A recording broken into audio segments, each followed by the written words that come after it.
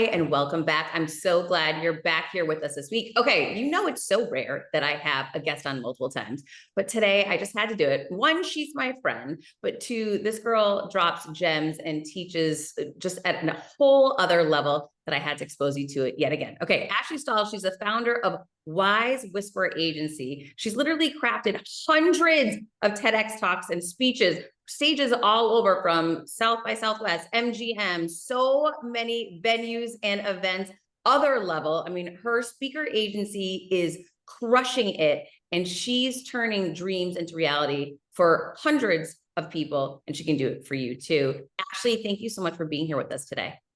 Thank you for having me.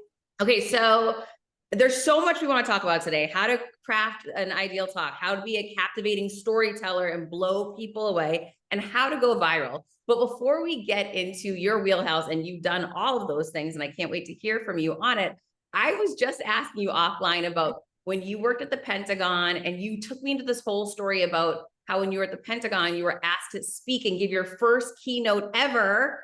And talk me through how that went, because I know a lot of people that are listening now have never gotten on stage, have always thought about, like, how do you do it? So break it down, how it all happened and how you were able to pull it off.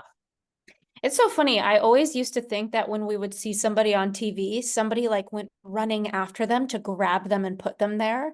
And what I didn't realize is that that person is a publicist, not like somebody else that just wants them to be there. I don't know why, like, everybody who's quote unquote sought after, I just really growing up thought, wow, people must be like, TV networks must be racing down to get this expert. They must be good.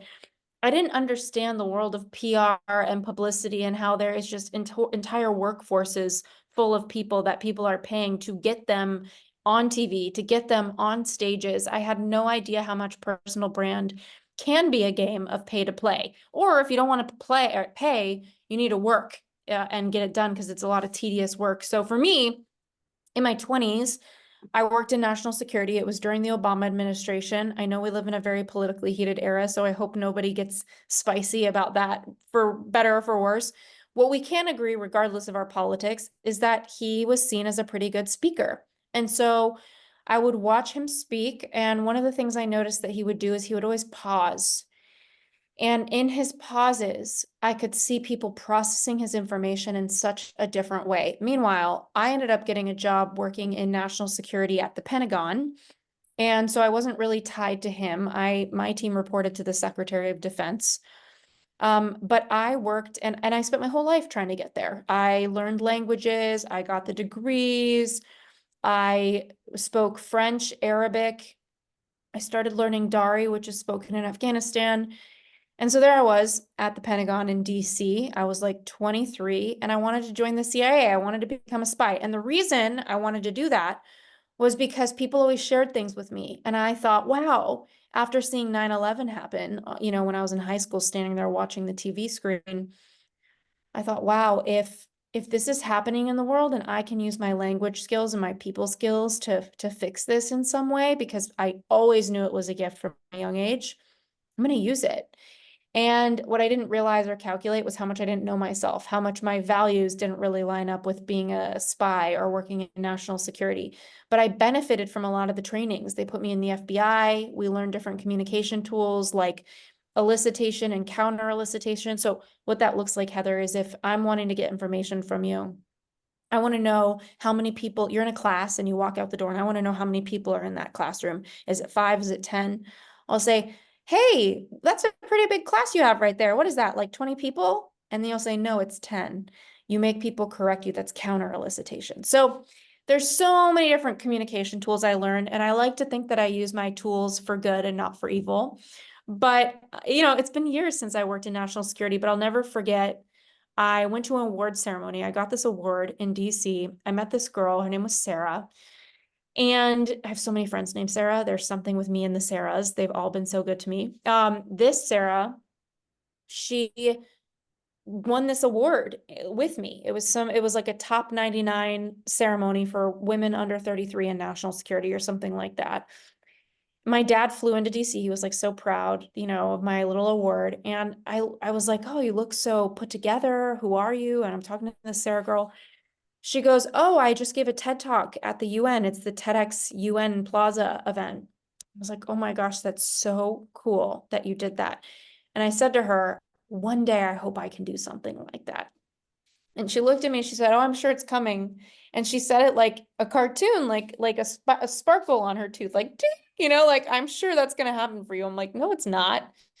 And sure enough, I flew to Istanbul that week. I was in a protest. It was like a government protest. It was, if you'd watched the news in 2012, you'd see Istanbul was like not going well. A lot of civil unrest. There was tear gas in the air, flying in my eye. I'm squinting my eyes. My gosh, your face, Heather, is so good. I'm squinting my eyeballs and I get a text, and it's this girl from last week from the award ceremony. And she said, hey, I recommended you to TEDx Berkeley, and they took my recommendation. You're going to speak there. By the way, this is Sarah from the thing. I'm like, oh my God. So I'm like 22, 23. I don't even know how many years old. I'm like a fetus. I'm so young. Like, and I've never spoken on a stage in my freaking life. Like, what? And so I ended up getting an email from them, going back to my hotel that night, and they asked me for a speaking reel. I had no idea, Heather, what a speaking reel was. I used my iPhone like 2, like what iPhone was in 2010, 2011. I used my iPhone, whatever, on Safari and typed in what is a speaking reel, didn't have it. So I propped my phone against the bathroom window of my motel in Istanbul. I pulled the curtain behind me so I had like a backdrop. And I just started talking at the screen and decided that was going to be my speaking reel. Like, really, Hot Mess Express. For some reason, it was like an act of God. They took me. They accepted me. I literally, and it's so great. It's honestly great. I can't find it. Like, I look at my email and I see, but I sent it via WeTransfer, when WeTransfer was a thing. And the link is obviously dead because it's like 15 years old or whatever it is.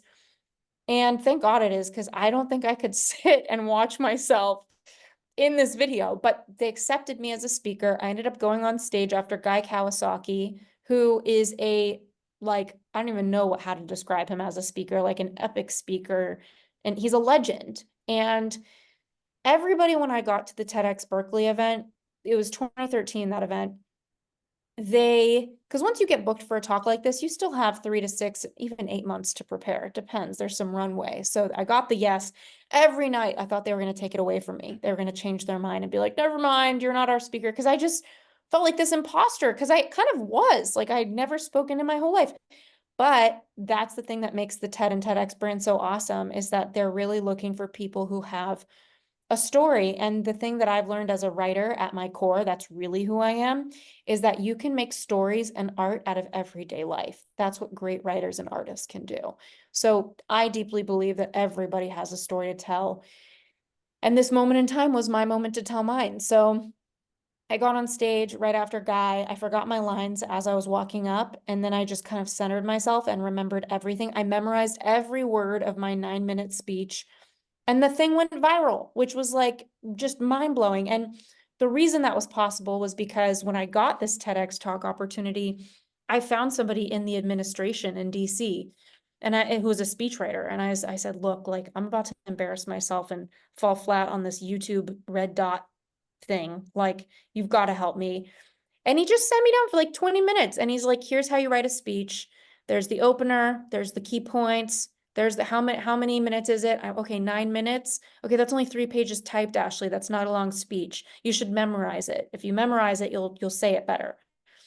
I followed his directions in that 20 minutes, and there we were. I gave my thing. And it changed my whole life. Like, that talk, I got around 2 to 3 million views from it. I got 80% of my leads. I ended up launching a coaching business and leaving Washington, D.C. because I was so good at job hunting, and that was my thing. And it was the recession. I helped everybody with their job hunt. So I started a business. 80% of my clients came from that one 9-minute talk. And I always had a wait list. And I just couldn't believe it. I'm like, wow, I am watching so many business people do so many things to get leads, to make money, to survive. And I just needed to go memorize 3 pages typed and like go stand on this dot, and that's it. It felt like a lot when I was doing it because I held it so heavily, like it was a big deal for my career. And it was my first speech of my whole life. And it was going to be, memorialized on a YouTube channel with 40 million subscribers. I didn't want to fall flat on my face. And that fear, there was like the fear of God in me. It lent itself to me, I don't know, like giving the best talk I could at that time. And it all started in a Spice Bazaar with a text message in my pocket during a protest. And yeah, fast forward 10, 12, 15 years, I had a coaching business. Most of my success came from not one, but two TEDx talks I would go on to give. I got international licensing deals on my e-courses from my TEDx talk. My courses are all in Chinese in Asia on platforms like Masterclass, but in Asia, different sorts of play. It's not Masterclass, but it's like it. I got a speaking agent. He saw my talk. He contacted me. He put me on a speaking tour. He booked me on 40 stages. My keynote fee went from 5K to 30K per speech. It was all from these two little talks. And I forever wondered in my career, why is anybody doing anything when they could just be doing this? And I don't care how much you like speaking or not, you have a story and you have a voice. So if you don't want to be a speaker, which, spoiler alert, I learned I don't want to. I actually want to be the woman behind the speaker. I'm the writer. I went on to I got 6 book deals offered to me from these TEDx talks. I ended up taking one of them, and that book has been translated into multiple languages. We've done about 60,000 books sold. And just for little old me, who identifies as a writer first and foremost, it gave me permission to start offering myself up as a speechwriter to people as the 10 or 15 years pressed on, and I really got my mastery and went on those speaking tours and really learned how to command an audience. And now I have a writing team of 20 people at Wise Whisper.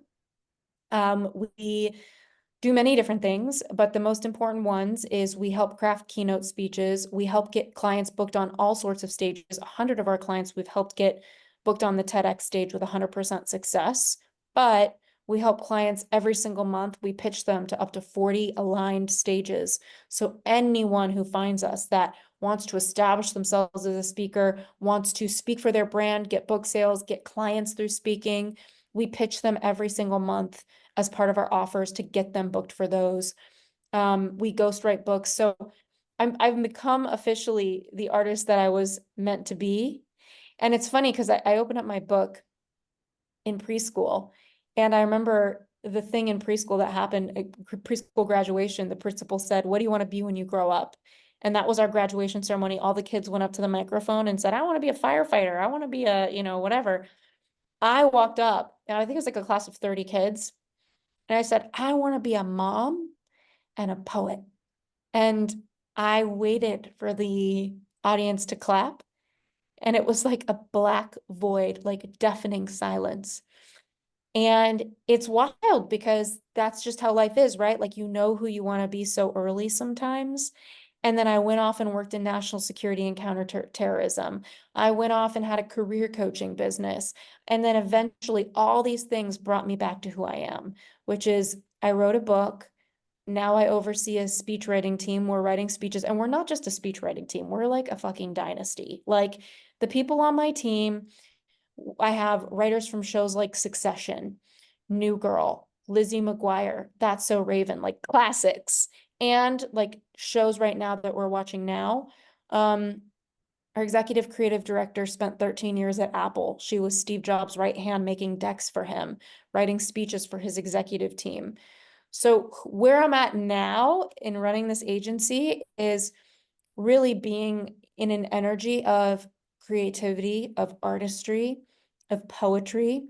And I have learned so much about what it takes to captivate an audience. And it has been such a joy to help other people craft talks, even if it's a 10-minute talk, that actually create results for them. We had a client just last week. We crafted a talk for him. It was like a 10-minute TEDx speech that he's going to go give, or we booked him on the TEDx stage. And he ended up getting an award at a gala. And they're like, "You can speak up to 10 minutes. And he used his TEDx script that we helped him craft. And he said at the end, he made an ask for the audience to donate to a cause. He got $2.6 million in donations off that 10-minute script. that he just tacked on an ask at the end. It is just the power of being able to move people and make an ask. Your business gets to a certain size and the cracks start to emerge. Things you used to do in a day are taking a week. You have too many manual processes. You don't have one source of truth. If this is you, you should know these three numbers: 37,000, 25, 1. 37,000. That's the number of businesses which have upgraded to NetSuite by Oracle. NetSuite is the #1 cloud financial system, streamlining accounting, financial management, inventory, HR, and more, all for you. 25. NetSuite turns 25 this year. That's 25 years of helping businesses do more with less, close their books in days, not weeks, and drive down costs. 25 years. One, because your business is one of a kind. So you get a customized solution for all of your KPIs, key performance indicators, in one efficient system with one source of truth. Manage risk, get reliable forecasts, and improve your margins. There is so much power in having all the information that you need in one place. Imagine how much more efficient you can be, how much faster you can move, and to do it with so much confidence. It's unprecedented. And the unprecedented offer that NetSuite is providing you today is going to make this possible. Right now, download NetSuite's popular KPI checklist designed to give you consistently excellent performance, absolutely free, at netsuite.com/Monahan. That's netsuite.com/Monahan to get your KPI checklist now. netsuite.com/Monahan. That is incredible. Oh my gosh, he must have been over the moon when he called you. Yeah, I mean, it's funny. These people that are our clients, we are pretty high-end service. Like the talent that we scope is so world-class. And there's a part of me that kind of hates the fact that we can't be like the discount agency that's more affordable, because there were so many years in business that I needed and still need like more affordable resources. That's not us. We're pretty high-end because high-end talent has high-end compensation, and I've learned it firsthand over here. So we have clients that are coming in that are really movers and shakers in the world.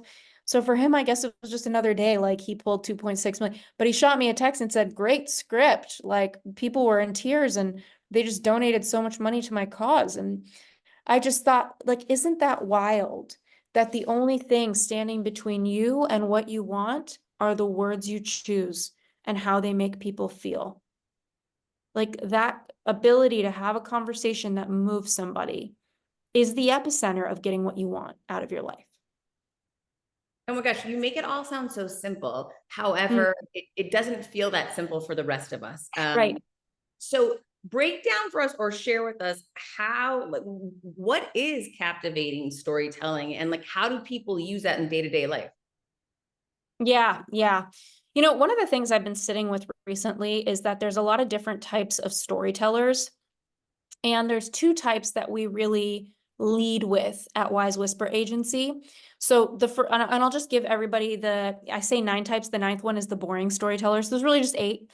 The first one is the hero's journey, right? So that's like from Joseph Campbell. It's a typical beginning, middle, and end, you know, like, and in the middle, there's some sort of conflict, and the end, it resolves itself. It's a standard story arc. The second type of story that you hear all the time, we often see on TV dramas, it's a lot of ups and downs, and then it completes in some way, like a finale. So it's almost like they have some ups, they have some downs, we don't really know where it's going, and then it has this sort of completion to it. That's the drama stories.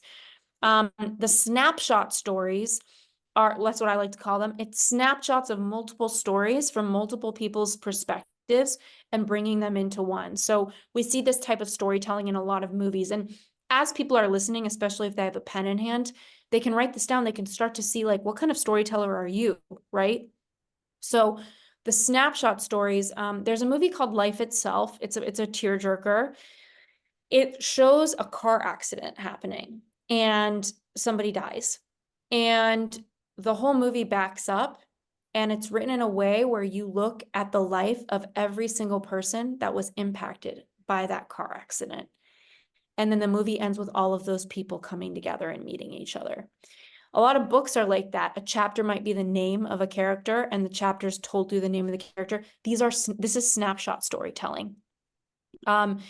And that's just, maybe somebody listening right now, they're thinking about reading a book or writing a book. They're thinking about writing a speech. These are all different approaches you could do, but I would argue the two that we're using are the most powerful. So I'll get into those.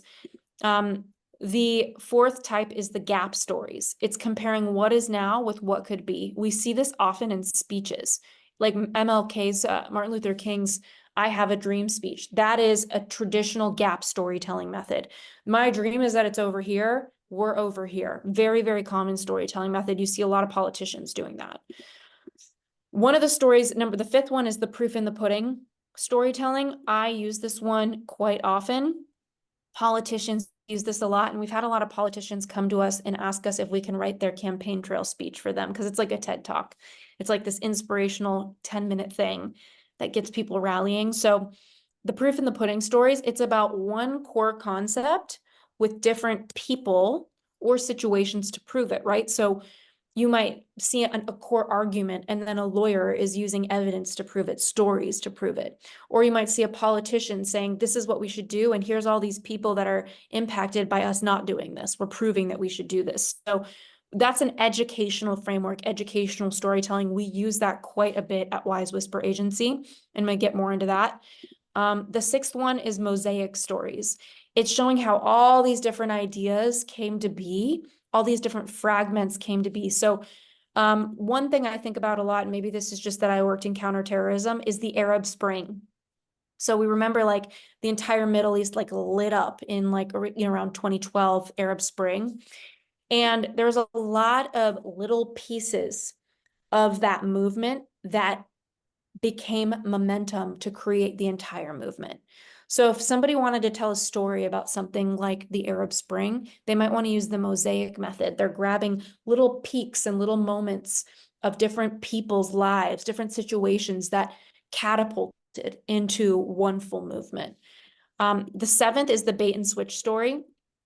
It's a story that sounds like it's going one way and then it completely blindsides you and goes a different way. A lot of people think of like TV shows like The Undoing with Nicole Kidman. I don't know if you saw that with her. I think it was it Hugh Jackman, maybe? No, not Hugh Jackman.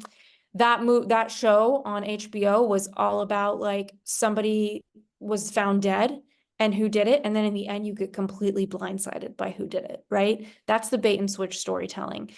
And then the one that we use at Wise Whisper, in addition to the proof in the pudding, where we have one argument and we educate people on why that's the way to go, is this one. It's called the powerful flashback stories. So this approach to storytelling is dropping people right into a moment in time that you don't give them context. You don't talk about how it was a sunny day at 6 a.m. and you made your coffee. No, you get them right into the heat of the moment. So think about a spy movie where you're dropped right into a spy mission in the first scene. Like you don't know who's who, you don't know what's what, but somebody's running and somebody's being chased and you're in it as fuck, right? Like that's a powerful flashback story. So, and then I just say number 9, boring stories, because life is just too short for a boring story or a bad haircut. That's like my motto of life. It's just too short. So what does Wise Whisper use? We use the powerful flashback. We use the proof in the pudding. So let's talk a little bit about the flashback, since we just left off on that. There's many different things that you want to think about to make something go viral, to make something do well. The first piece is obviously the title, right? Like when I think about titles, I think about white elephant parties. Like you don't really know what you're working with. You just see presents that are wrapped and so why would you pick an ugly present? Like if you're not gonna pick the one that has like snot on it and the bows falling off and like God knows what happened to the present to get to the white elephant party. You're gonna pick the one that looks exciting, that looks fun, because that's all you have to work off of. That's how titles are. So you want to ask yourself, what is a title that aligns with what my ideal customer is searching, the person who I want to find me? If you look at the top 100 most trending TEDx talks, and I say that because we've just helped so many clients write theirs and get booked for those, you're going to see titles like the art of, the skill of, 3 ways to, the missing ingredient 4. You're going to see words that have SEO optimized potential. Like if you write The Art of Confidence, I mean, and you're working with a platform like YouTube, you have pretty high SEO potential to be found, right? So first thing first is the title. The second piece, which is what I want to get into with your storytelling, is how you open up your story. So if you're giving a speech, there's maybe like 3 different approaches that we see people open up speeches with quite often. And they all line up with the powerful flashback. So the first one is the cheap shot. I don't mean to insult it by calling it a cheap shot, but what it really is the most crazy story of your life, right? So my second TEDx talk opens up with me, my dad being in the kitchen. It's not even a story about me, by the way. I think that's interesting to point out that I opened up a speech about my speech about somebody else's story. You can do that. You can open up a speech with a story that's not yours. Permission slip. I gave a story about my dad in the kitchen brewing his coffee and getting a phone call from somebody saying that I was kidnapped. It's a crazy story. People were in right away. That's my second TEDx talk in 2019. My first TEDx talk, the first 3 words of that talk are spying, the Pentagon, counterterrorism. And then I say, this was my career path at age 22. So it's all about grabbing people, and the cheap shot is about grabbing them with the craziest story you could ever think of. So for example, we had a client at Wise Whisper Agency. We were helping him distill his ideas into a TEDx talk and to a keynote speech. And we went through his life stories. We do this all the time. And one of his life stories was that he got in 2, not 1, but 2 fatal car accidents. Nobody survived except for him, and he walked away completely unscathed. So to us, that was a pretty crazy story. Like, how could you step away from something like that? So that's a cheap shot story. Cheap shots always work. And I don't mean to call them cheap shots to insult them. They just are. They're a low lift. They tell themselves. They're so wild, everybody's going to tune in. The second type of powerful flashback is more about the relatable, heartfelt story. And I think it's really important I talk about this because a lot of people might think, oh, I don't have any crazy stories. My life has been kind of unremarkable. I totally get that. You have just as much potency as somebody with a cheap shot because everyday life can be so relatable and so heartfelt. I think about a client we had who we helped her write her keynote. And we have a very comprehensive intake form that collects people's life stories. And in her intake form, she told this story of her being in high school and she was at a party and it was the popular guy's house. And she always felt kind of insecure, kind of uncomfortable. She told me she felt like she was pudgy and just like, whatever those things are in high school that feel really bad is what she was going through. And she heard a girl say, hey, so-and-so wants to talk to you. And it was the popular kid that wanted to talk to her. She ran to the bathroom to get her hair all zhuzhed, like she fixed her hair, fixed her lip gloss. She heard through the crack of the bathroom door somebody telling him, hey, she wants to talk to you. And he said, ew, that girl, I don't want to talk to her. And that moment really set her on a low self-esteem path, lower than low could get. But as an opening story, that's not a cheap shot. That's not a crazy story. It's just a sad, hard moment in her life. And that's why the powerful flashback method, it's not just about bringing people into a whole story. It's about looping people into a moment in time. So if she was opening up her keynote with that moment, she would open up by saying, just saying, I was at a party and I'll never forget this moment where this person, I heard this person say this about me.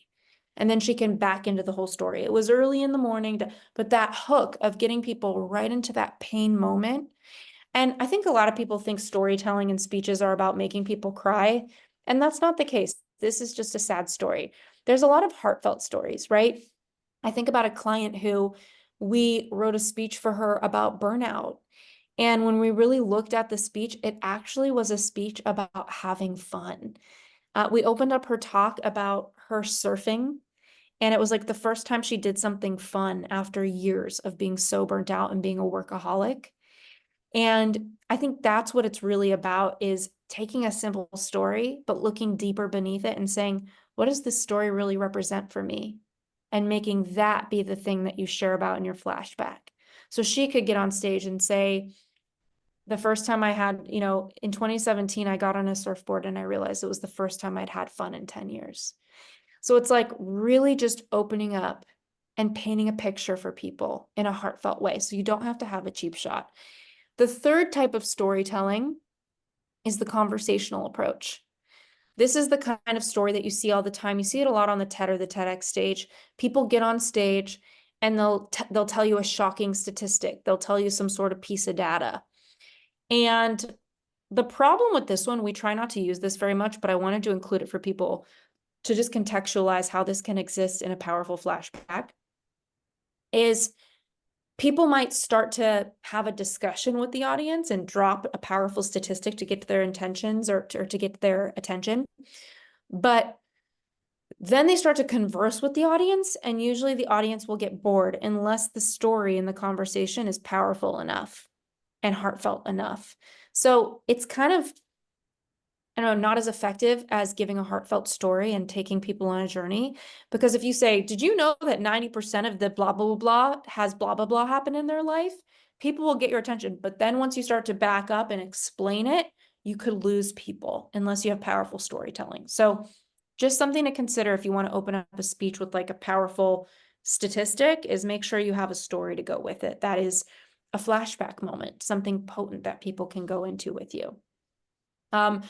So that's the first type of storytelling we do. And then the second is more educational, but I know I've been talking for a while. So anything that comes up for you, Heather, I'm here. That's the sound of another sale on Shopify. And the moment another business dream becomes a reality, your reality. Shopify is the commerce platform revolutionizing millions of businesses worldwide, including mine. Whether you're selling your mastermind, your courses, whether you're selling your books, Shopify simplifies selling online and in person so you can focus on successfully growing your business and doing what you're great at, creating. Whether it's fashion, home and garden, health, beauty, Shopify covers it all. Shopify covers every sales channel, from an in-person POS system to an all-in-one e-commerce platform. It even lets you sell across social media marketplaces like TikTok, Facebook, and Instagram. Packed with industry-leading tools, ready to ignite your growth, Shopify gives you complete control over your business and your brand without having to learn any new skills in design or code. And let me tell you, I have no idea about design or code. So thank you, Shopify, for making it so easy. And thanks to 24/7 help and an extensive business course library, Shopify is there to support your success every step of the way. What's incredible to me about Shopify is how no matter how big you want to grow, no matter how big you currently are or how small you are, Shopify is there to empower you with the confidence and control to revolutionize your business, take your business to that next level, constantly adding on new products, services, and ideas. Now it's your turn to get serious about selling and try Shopify now. This is Possibility, powered by Shopify.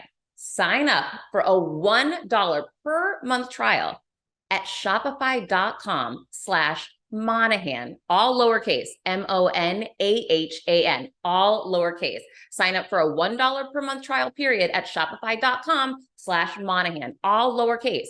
Go to shopify.com/Monahan to take your business to the next level today. Join me, shopify.com/Monahan. You can thank me later. Oh my gosh, this is like a deeper dive than I've ever done into the art of storytelling. So thank you for explaining all that. When you look at the data and the most successful TEDx talks, TED Talks, is there a trend that one opener is the right opener, or what does it tell you? Yeah, I mean, pretty much like you're going to go viral if you have a cheap shot story and you tell it with enough spirit. So if you have a crazy story and it's the craziest story ever, not only a crazy story, but you can help people feel a range of emotion throughout the crazy story. That's the second piece. Then you're in a position for something to go very viral, as long as it's followed by good content. Because if you just have a crazy story, but the rest of your content isn't really helpful for people, it's not going to hit. They're just gonna be like, wow, that's a crazy story. I felt so much, but it didn't help me. And they're not going to share it. So you have to pair crazy story with a range of emotion. If you look at my second TEDx talk in 2019 about how to figure out what you really want, my dad gets that phone call in the kitchen. I was kidnapped. And I talk about how we had just lost my big sister. We just took her off of life support. And the fear in his body of like his only other daughter left, getting a phone call like this. So I made people feel like his fear, his heartbreak. I brought them into, it ended up being a scam. Spoiler alert, the phone call that he got that I was kidnapped was a scam. But I ended up going home that night. And it was like, for me, this moment of seeing how fragile he is, like he almost wired his entire life savings to some nobody who scammed him and pretended that they had kidnapped me on the phone. Meanwhile, I was like sitting at coffee with somebody down the street. So this phone call was so real for him. But so it's a cheap shot story. It's a crazy story. And I say that again without judgment towards myself for using it. But I still showed people the range of emotion on my dad's experience, what he had just been through in his life, why that phone call meant so much. I made commentary in the speech about that. I brought people into my experience that for me, what came up was realizing my dad's getting older. Like he's too fragile to handle phone calls like this. And then I also started talking about the compassion I had for the kidnappers in the TED Talk. I talked about how, why would anybody make a living this way, scaring the life out of people and taking their life savings? And the only thing I could come up with was like, maybe they didn't think of another option. Maybe they didn't have another option. Maybe they live somewhere that this was like the only real way to make money. There's a lot of third world countries where people are making money through scams because of survival reasons. And so I just remember looking at these kidnappers in this speech and saying like, wow, they really must have not thought, and that's the story I'm going to tell myself about them, that they must have thought there was no other option. And so showing people that range of emotion was pretty critical, I think, to being able to not just take a cheap shot story, but to give it texture, to make it memorable. And then from there, you got to give your best content. You got to give your best talking points. And any speech you write, my rule of thumb is 115 words per minute. So I'm always thinking, okay, around 25% of any speech I give can be the opener. And so I just kind of do my word count accordingly.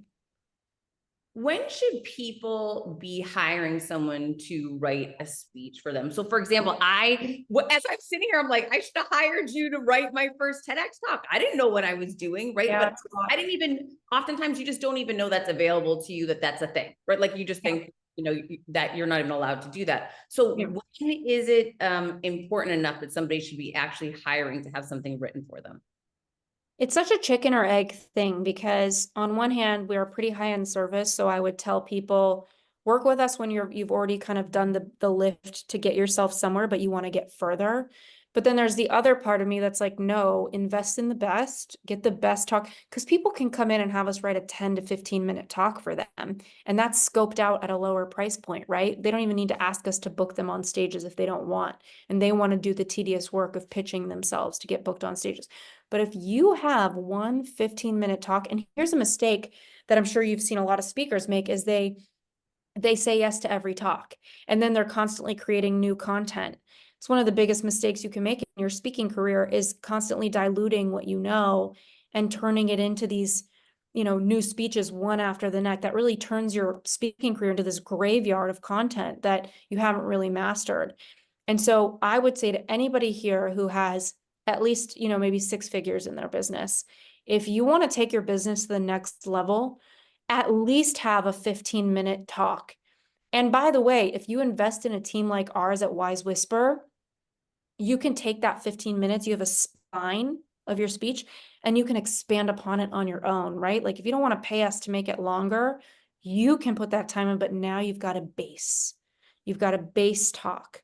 And so I would say anybody that has a business that they want to get out there. And I was telling you earlier, Heather, there's 2 types of speaking, in my opinion. Like the first type is speaking for your brand, just getting brand awareness, right? So speaking in front of ideal audiences to get book sales, to put your influence out there, to practice your speeches, to get consulting clients. That's speaking for your brand. In that case, it's beneficial for you to be able to promote yourself. So usually you're going to want to do unpaid speaking engagements because as soon as they're paying you a high fee, they're your customer, they're your client, and they are demanding of you what they want for their audience. It's not about you promoting yourself.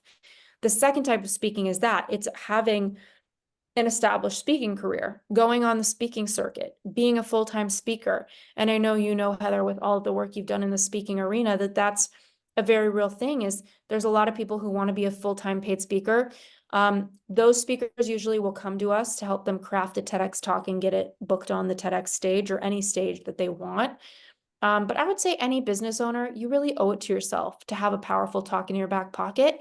If you want our help getting you on stages all over the world, our goal, we have an offer where we pitch up to 40 aligned targeted stages per month for you. We have relationships on these stages. It includes podcasts. But the amount of people that we are booking every day for speeches in front of ideal customers who want to hear what they have to offer, it just makes me think, like, why would we do one conversation after the other when we can just stand in front of an audience of 500 people and just move them so powerfully that they come to find us to work with us? It's just unlike any other method I've found so far. And I feel like same with you because you've been speaking for so long. No, you just really illustrate the example of it doesn't need to be one-to-one selling when it can be one-to-many, and instead attracting that business to you. It's the power of the personal brand and the power of taking stages. You also brought up another really interesting point that I had not thought about previously, which is the importance of storytelling in regards to other arenas, not just on stage, but you just brought it up as a guest on podcasts. How often do you see people, you're teaching them through talks that you're giving them, but then they're applying that to podcasts? Right. And if you take a look at the beginning of this conversation, you were like, Ashley, you worked in national security, and I did the flashback approach. In this conversation, I was like, oh yeah, I got this award. And there I was in Istanbul and the tear gas was going off. I brought you right into the moment with me. So I do this without even knowing I'm doing it anymore. I think it's because we've just written so many speeches and I've overseen so many of them. But I think that this is a way, the way I see it is good storytelling. And there's those 8 different ways you can tell stories or write books or make movies. But these 2 ways I do, where one is about the flashback, the second one, which I can get into, is about proof in the pudding. It's educational storytelling. There's different tactics you can use to just be valuable. And one thing I want to share with everybody is original content cuts through the noise. And what I mean by that is sometimes we look at our stories and we think in conversations like this, how do we be the most powerful storyteller ever? But what I want to tell everybody listening is, if you are giving content that people really need, if you break your leg, the most important thing you want to know is how to fix your leg, how to make it not be broken, right? You don't need a good storytelling doctor to tell you a whole story about how they're going to fix your leg. You just need the steps you need to take from the doctor. Okay, first you need to come in, then we need to get a scan, then we need to put you on this plan, and then it's going to be better. When somebody is in deep need of your services, you actually don't need to be that good of a storyteller, because at the end of the day, they just need it. You are the scratch to their itch. And so I also want to point out the power of just being an expert, and not just being an expert, but covering a topic that picture an audience like a desert. If they're thirsty for water and your content is the water, you don't even have to put that much pressure on yourself to be a good storyteller. And I think that that's really important based on what you're booking, based on what you're talking about. I think a lot about clients who come into Wise Whisper Agency. We tried not to write books because writing speeches, I can probably have one writer on my team, and these are coveted resources for us, our writing team. I could probably have one of them write 3 speeches or 4 speeches in a month. It probably takes 7 months for them to be stuck in one book. So I've stayed away from books. But now too many clients have come back and been like, please, please, please. And our writers really love them. And we're like, no, we love them too much. We want to write their books. So we've gotten into book writing. And the books that we have really found are the best ones to write are the ones that kind of write themselves, right? It's like the broken leg. It's like, this is very straightforward content, and people are going to read it if this is what they need. You really don't have to be that interesting. I think being a good storyteller is a service to make the ride more beautiful. And a lot of my job as a storyteller is I kind of picture my clients, my listeners, I picture myself like the driver of the magic school bus. And when I go on a podcast, I'm like, all right, everybody get in and let me show you what happened at that protest that morning, and get in and let me show you what happened on the phone. Look at my dad. He's right there. He's on the phone. You bring people into your world with you and you cut the noise, and the power of that and getting people's attention cannot be underestimated. That being said, that approach that I talked about, the proof in the pudding, educational storytelling, while we do a lot of flashback storytelling for our openers of speeches, we do a lot of educational storytelling. And what that looks like is etymology. So for example, etymology is the study of words and how they've evolved throughout history. So you've heard a lot of people talk about the word passion, and it comes from the Latin root patior, which means suffering. Compassion means with suffering, right? People talk about that all the time. We use that. So we're being educational in our speeches. Or we might talk about history. Like maybe there's an approach on this podcast I could have taken where I could have talked about ancient storytelling and how it kept tribes together since X BC, right? Like I could have gone into the history of storytelling and how it's one of the most important parts of the, human experience and how people understand each other. That wasn't the approach I took on this podcast, but having an educational, historical approach to how you talk about something. Let's say that you are a midwife. Can you talk about the history of midwifing babies? Like, where does this come from in society? That's very educational. People love to be stimulated to learn something new and to understand the relevance of what you're doing and contextualize it in the experience of life that we're all in. Another educational tool is obviously data, really, really powerful. So there's many things you can do with storytelling, but hopefully this gives everybody listening some starting points on how to craft a speech that really can move people. Ashley, I mean, obviously you're so gifted at this, but so for someone, because I'm even thinking of myself now, because I've never thought at this level in depth in regards to strategic, being this strategic about an approach. So is there something to be said about the audience that you're addressing and which approach is best for them? That's a great question. I mean, every audience is different. And I think it kind of goes back to what I said with like the doctor and the leg being broken. There are some service providers where they really are fixing a broken leg and their speech writes itself. You don't have to put the frills on. It just makes it for a better school bus ride if you put the magical storytelling on it. But your tips alone, you're in a desert and they need water, and the water is going to taste better than it's ever tasted if they need it that bad. So I would say some audiences, they just need your information and you're the subject matter expert and you don't have to put the pressure on yourself. And I tell clients this all the time because in our offer, it's called the Speaker Skyrocket program. We have pitched so many clients on stages. Some of them, it's a panel and they'll be like, how do I prepare? And I'm like, honestly, this is like a scratch and itch panel. Like you are such an expert. This is a panel about the topic you know. You don't need to zhuzh it up with stories. Just know what they need to know. And you already know what that is. You don't even need to have it written down. You don't need to put more work in.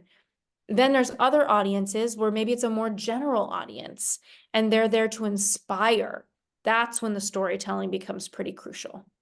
Okay, you brought up panels, and this is something that maybe this is just me, but I find panels so boring. What is the deal with that? Is it because people aren't given enough time or autonomy to tell stories and they're just answering like a bulleted direct question? But I can't be the only person that feels that way. Yeah, you know what? I do find that a lot of panels have been super boring. I personally think I'm better on a panel than I am as a keynote because um, I'm somebody that has a lot to say. I have a lot of content. And when people can meet me where they are, I can hit that exact need so much more than I would if I did a keynote speech in front of everybody. And it's more of a blanket topic, right? But I do think that panels are a really good place because they are so boring for people to shine.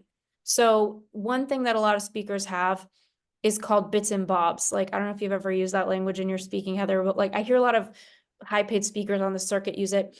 There's this exercise I like to give clients at Wise Whisper Agency where I tell them to make a life timeline, write down every significant event of your life, inflection points, decisions, impasses, from when you were a little kid to now. And there's probably like 15 events that you're like, oh, like graduating college was a big moment for me, or that girl that like I tripped, fell, and broke my arm. I don't know, all these bones broken in this episode. But anyway, like big moments, and then write down what you learned from that moment. What was the lesson from that moment? What was significant about that moment?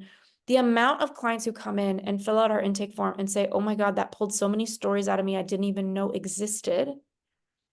And now those stories are in their repertoire of stories that they can tell.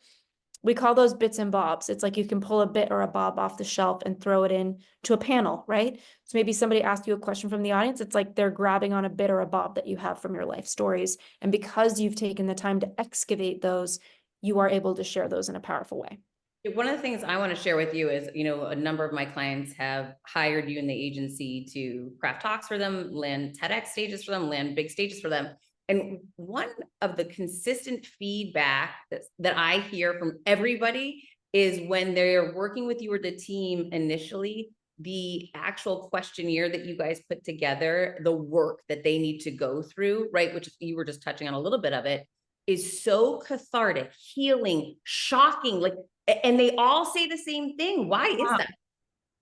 I love that you're saying that. I didn't even realize how mystical this agency could be for me, because I'm such a results person. Like, take me out of the Pentagon and national security, take me out of the military, but I still was in it long enough. Like, even if I have good intentions in life, I really look at the net outcomes of things. Like, that's how I think in business. I'm like, if somebody pays you, even if your intention was to give them the service, if they didn't get the service, they better get the damn service, right? Like, that's how I think. So I wasn't thinking enough when I started this company about the journey the clients were actually going through emotionally. I was so caught up in how do we write the best talk ever and they have it in their hand? How do we get them on the TEDx stage? How do we get them at South by Southwest? How do we get them their spots? But you are correct that so many people have said, wow, this has been like therapy for me. And I think this comes from a quote that I love by Martin Scorsese. He says, what's most personal is most creative. And what we are really doing in our intake form is we are taking a look at what is most personal so that we can be creative. And our intake form has questions. There's a couple questions. One question is, name 10 of the most significant life events in your entire lifetime. Why were they significant? What did you learn from it? How are you different because of it? Another question we have in there is, what do you want the world to really know? Something that you intimately understand, that the world just doesn't get yet. And how would the world be different if they got it? So yeah, we are excavating into people's psyches, into people's souls, and people are coming out. And it's really fun to hear that you've sent us all these clients that are telling you that they've gotten like a therapeutic experience through going through this with us. Yeah, I think it's so much bigger than a talk, but it's a talent understanding yourself. It's about self-awareness. It's about seeing value in yourself. It's a confidence building exercise. It's, like they said, a healing exercise in your life and seeing the value of yourself. And you're teaching them these tools and skills that they can use.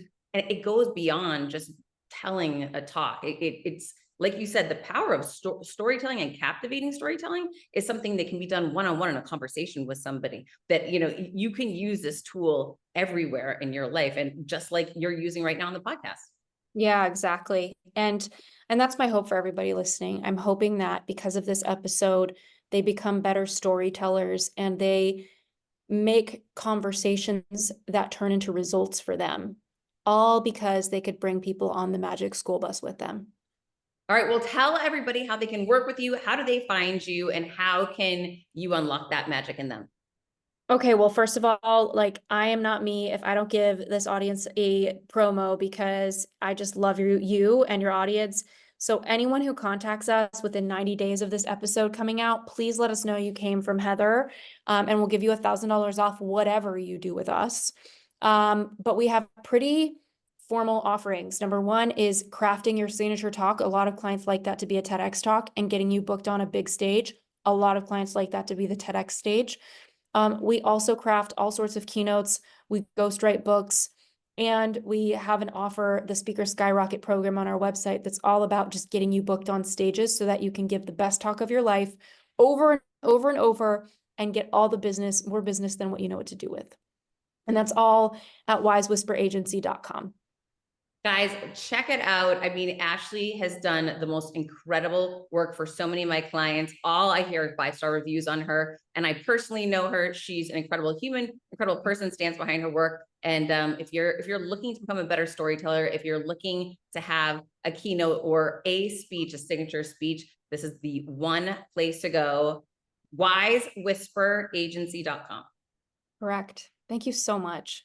Ashley, thank you so much for being here. Guys, get a hold of her. She's the best. I'll link it all for you in the show notes. Keep creating your confidence. You just found a new way to do it. Now, I'll see you next week.